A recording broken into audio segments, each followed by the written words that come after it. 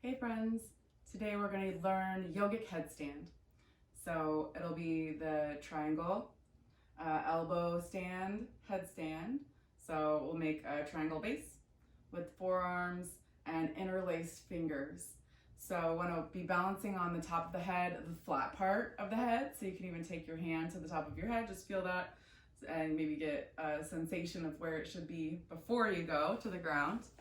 So we'll make this triangle. It's going to be a acute triangle so that your elbows are actually closer together than it would be if it was an equilateral triangle. And your fingers are interlaced all the way to the crevices of the fingers, and they're also open wide, so your hands are making enough space for the back of your head to be cradled inside. So making that triangle shape, placing the top of your head, the flat part of your head on the ground, and then pull your elbows in. You should be on the meaty part of your arms. So you're gonna press your elbows into the ground and then lift your hips and walk your feet as close to your face as you can get. This might be where you work for a while, really. So strong upper body here, strong neck.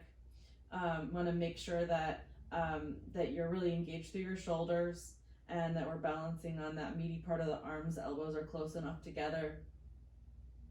And then as you're starting to go up, it's really a lot of pressure into the elbows, and your hips come back even further than stacked position. So in order to come all the way up to the headstand, the full legs up headstand, your hips actually have to come back in space.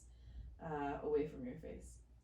So once we find that really strong headstand position, and you can do this with your legs, using the wall if it feels good. I encourage you to really do as much of this without the wall as possible, but you can always use the wall to get on up there. So you might be lifting one leg and using a counterbalance to get up, and that works great. I discourage jumping up into this, but I know that some of you will, so that's up to you. I just want to really protect your head and neck in this process. Keep pulling your elbows together.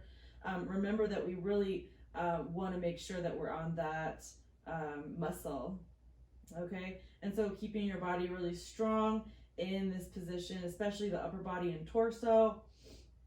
We can actually start to work with splits from an interesting perspective here. So taking splits, keeping hips stacked on top of shoulders, and just feel what gravity does for your splits. You can inhale to bring your legs together and exhale to bring your legs apart,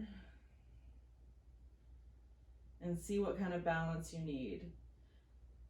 And I encourage you to record this actually, just to see what this is like. And then we can pulse too, just see how that feels.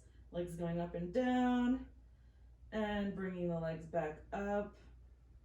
And then other side, pulse. Bring the legs back up.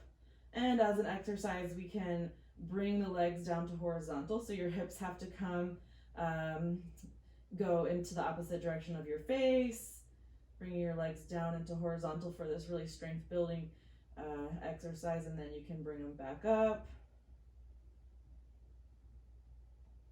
pressing your elbows into the ground, and then slowly and with control lowering your legs back down all the way to the ground as another exercise. So then we come out of this and decompress by placing the forehead into the ground.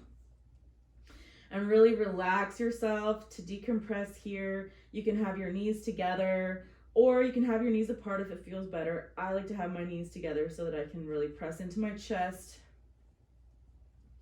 with my knees. I like my arms to be by my sides, but you can try putting your arms overhead and see if that really helps. Maybe will help with your shoulders, feeling like they are relaxing. So this is just kind of up to you, but this pressure really helps to decompress. So I encourage you to stay here for a while Every exhale, just kind of relaxing a little bit more, maybe 10% more. Breathing slow, steady, and smooth, making sure you've been breathing the whole time, all throughout this whole headstand exercise.